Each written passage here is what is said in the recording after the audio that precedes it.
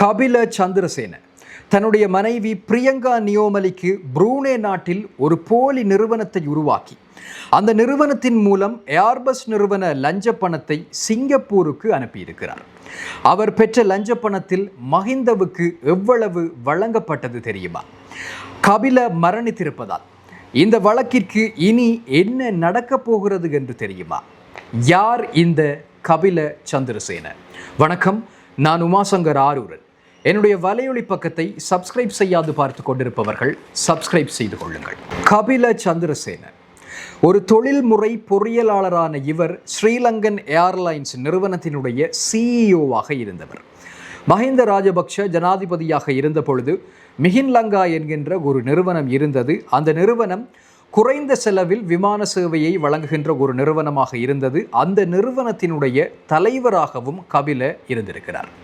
Airbus என்கின்ற சர்வதேச நிறுவனம் ஒரு பாரிய சிக்கலில் மாட்டிக்கொண்டிருந்தது. அதாவது பல நாடுகளுக்கு விமானங்களை அந்த நிறுவனம் வழங்கிய பொழுது அந்தந்த நாடுகளில் லஞ்சம் வழங்கியதாக பகிரங்கமாக ஒப்புக்கொண்டிருந்தது. 2020 ஆண்டு இங்கிலாந்து நீதிமன்றத்தில் வைத்து இந்த விடயத்தை அந்த நிறுவனம் ஒப்புக்கொண்டிருந்தது. அந்த நாடுகளினுடைய பட்டியலில், அதாவது இந்த ஏர்பஸ் நிறுவனம் யார் யாருக்கு லஞ்சம் வழங்கியது என்கின்ற அந்த நாடுகளினுடைய பட்டியலில் இலங்கையும் இடம்பெற்றிருந்தது. 2020 கபில சந்திரசேன கைது செய்யப்பட்டு பின்னர் பிணையில் விடுவிக்கப்பட்டிருந்தார். அது கோட்டாபய ராஜபக்ஷவினுடைய ஆட்சி காலம். 2023 ஆண்டில் அமெரிக்கா கபில மீது சிக்னிஃபிகண்ட் கரப்ஷன் குற்றச்சாட்டின் கீழ் பல தடைகளை விதித்திருந்தது. விசாரணைகளினுடைய அடிப்படையில் 2013 ஆண்டு 10 விமானங்களை 2.3 பில்லியன் அமெரிக்க டாலர்களுக்கு இலங்கை கொள்வனவு செய்திருந்தது. அந்த கொள்வனவு சம்பவத்தின் போது கபில சந்திரசேன 16 மில்லியன் அமெரிக்க டாலர்களை லஞ்சமாக பெற முனைந்ததாக குற்றம் சுமத்தப்பட்டது. எவ்வளவு?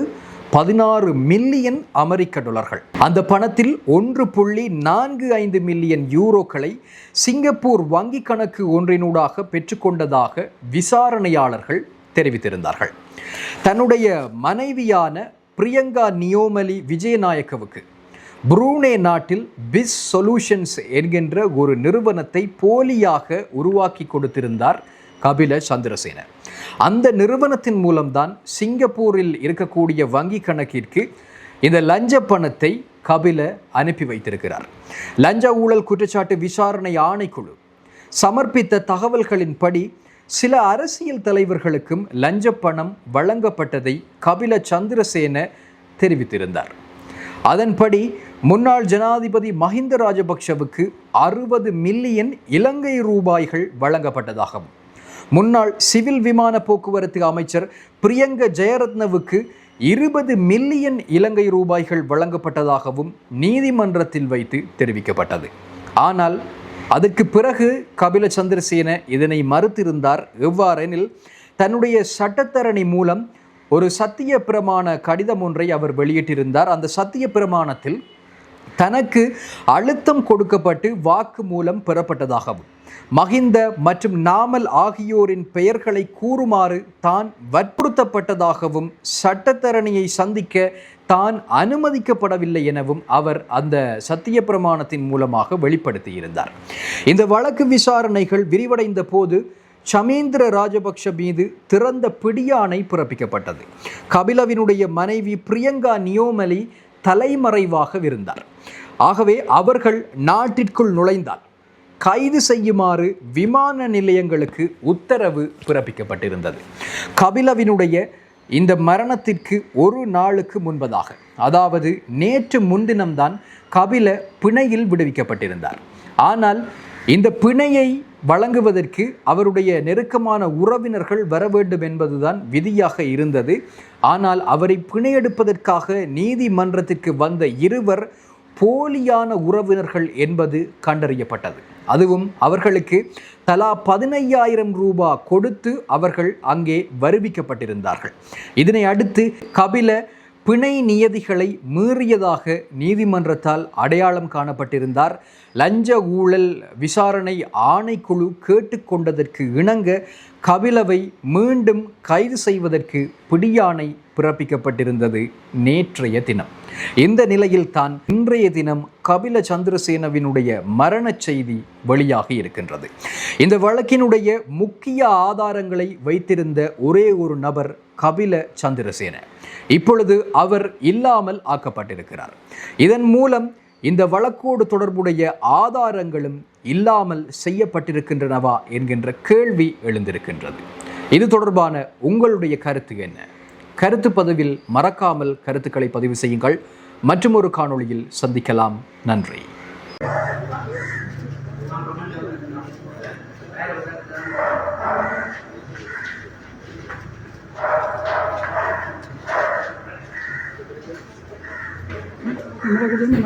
Bye bye.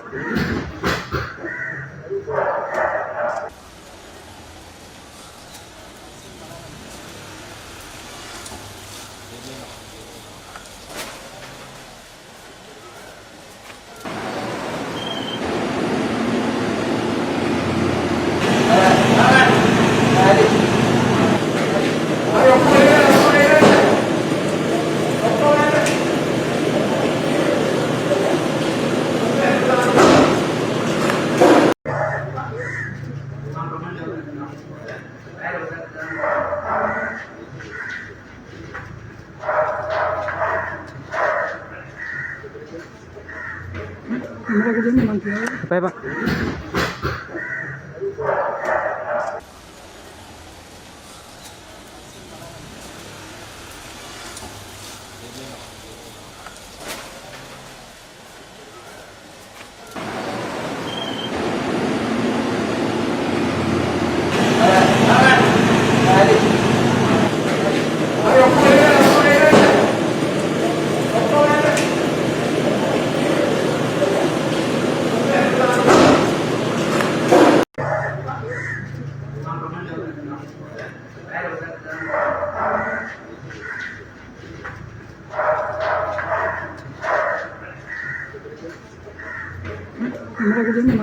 Bye bye.